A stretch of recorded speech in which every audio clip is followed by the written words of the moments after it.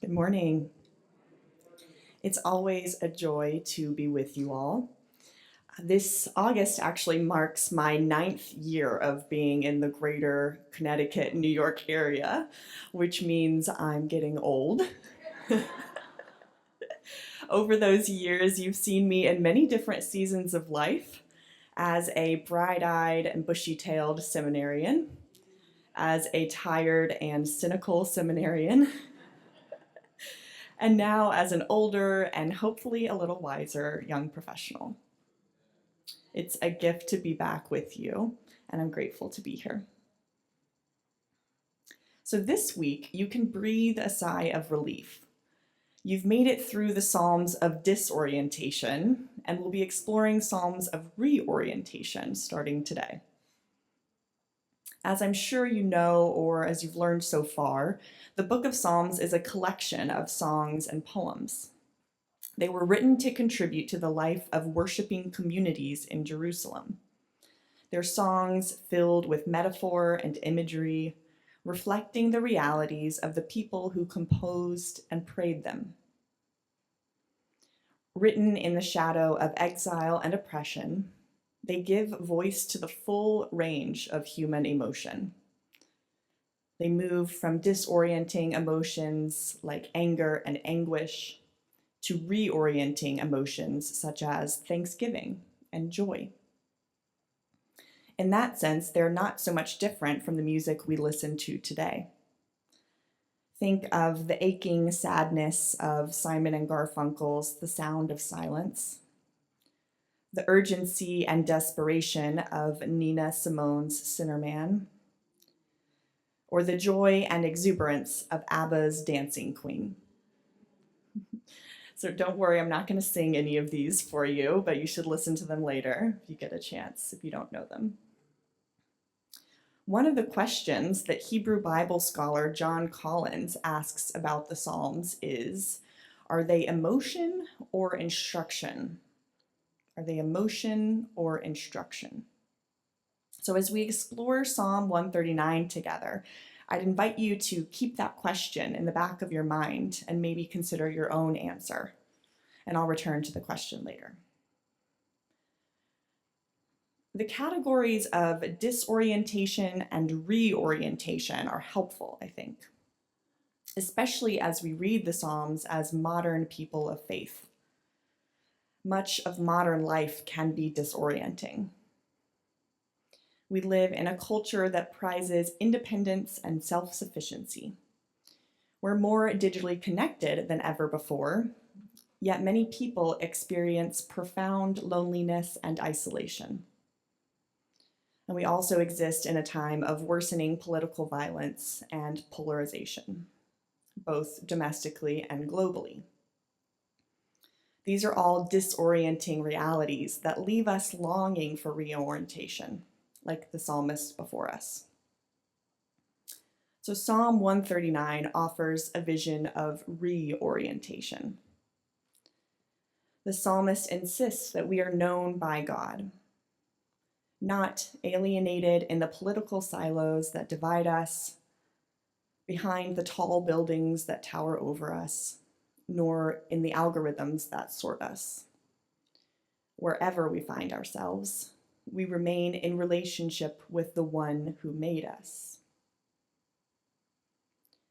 For now, I want us to notice the first thing Psalm 139 teaches us, that we are completely known. The psalmist writes, "O Lord, you have searched me and known me. You know when I sit down and when I rise up. You search out my path and my lying down and are acquainted with all my ways. Even before a word is on my tongue, O Lord, you know it completely." These verses depict a God who knows us intimately and fully. It suggests that God knows us in all our messiness, in our wounds and quirks, and in our joys and sorrows.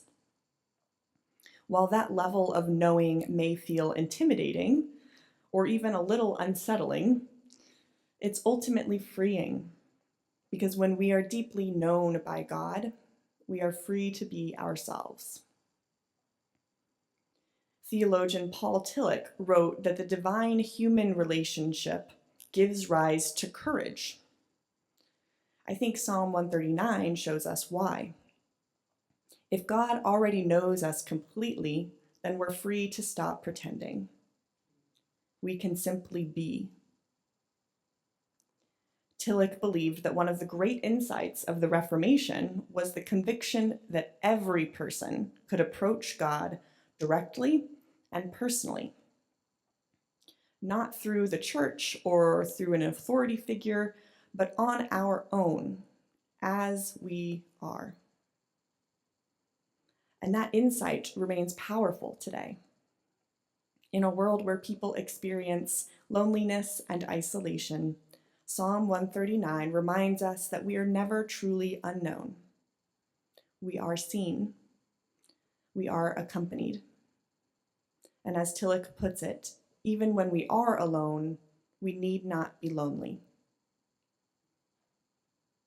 The second thing Psalm 139 teaches us is that we cannot outrun God's presence.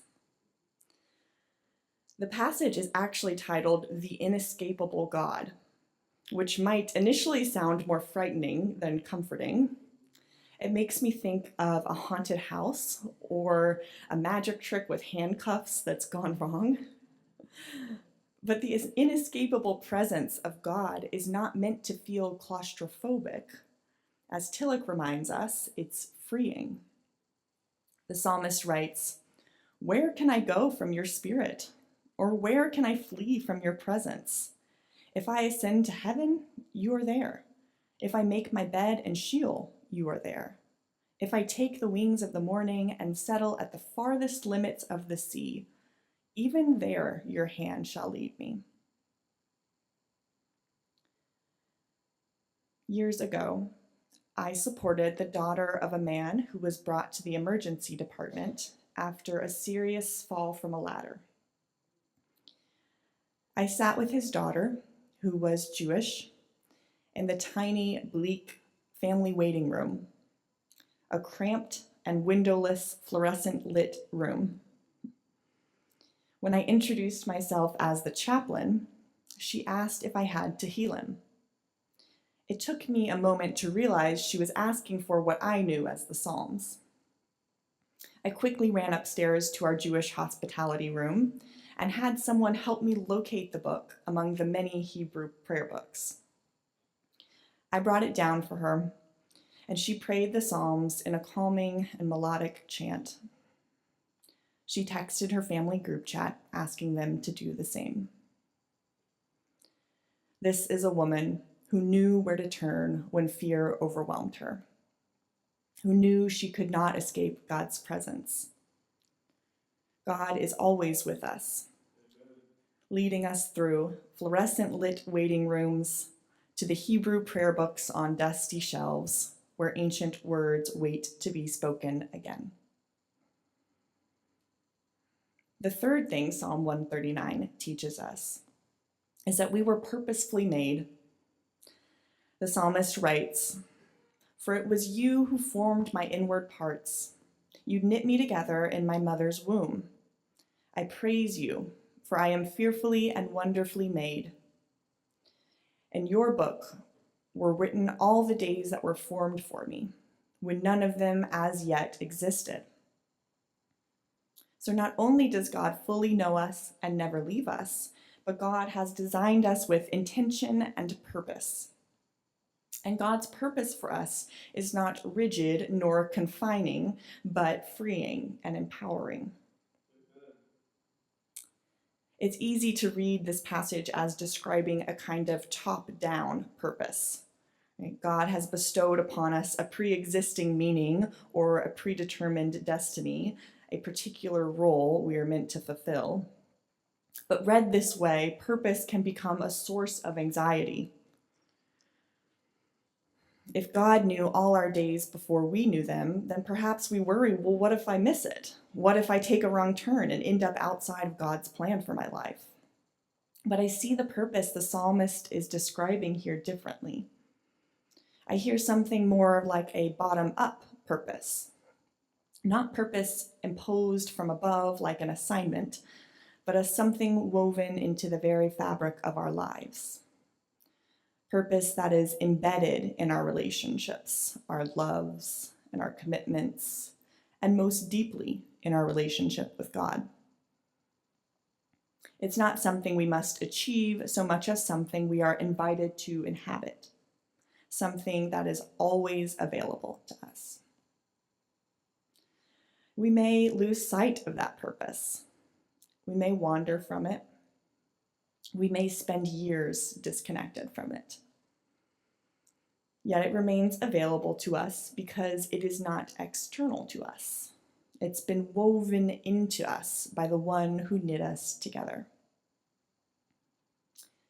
And that's not to say we should try to extract purpose from every painful event that befalls us. So notice the word I used, extract. That kind of purpose, or the kind of purpose Psalms 139 describes, is something we receive and inhabit, not something we mine from our suffering. When we insist on finding a reason for every tragedy, our meaning-making can become like fracking a mountain for oil, forcing something out of the earth that was never meant to be taken that way, violating the very ground from which it comes. And when we do that, purpose can become a slogan on a coffee mug rather than a source of wisdom. Some wounds remain mysteries, and some suffering may never disclose its meaning to us on this side of eternity. And that's okay. The promise of Psalm 139 is not that we will find purpose in everything that happens to us, but the promise is that whatever happens, our lives remain held within the loving knowledge and presence of God. I encourage us to remain attentive to this bottom-up purpose, one that honors the wisdom that can emerge in seasons of disorientation without losing the sight of the possibility of reorientation. I have one last story for you. Last year, I had the privilege of going on a pilgrimage to Iona, Scotland. I journeyed with 24 other pilgrims to Iona, which is an island off of the island of Scotland.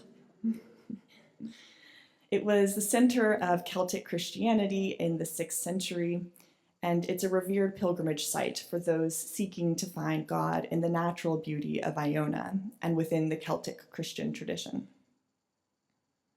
During my time in Iona, I wanted to spend some time alone, so I decided to hike to St. Columba's Bay to see the rare Iona marble that scatters the beach, where St. Columba was first thought to have landed on Iona. So naturally, I plugged in St. Columba's Bay on Google Maps on my iPhone and started off on my way. About a third of the way there, Google Maps said I had arrived. But I looked around and saw no water, no beach, no marble. So I panicked a little and I looked around. I had already walked a long way, but I knew I was still a long way from where I wanted to end up. I saw someone walking nearby, an older woman with long gray hair in a pink shirt with a walking stick. She looked like she knew where she was going. So I approached her and asked if she knew where St. Columba's Bay was and if I was close. She introduced herself as Daniela and rightfully reprimanded me for trying to use a GPS on my phone to get there.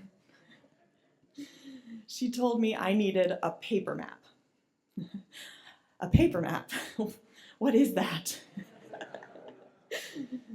Daniela invited me to come with her the rest of the way, as she was headed there herself.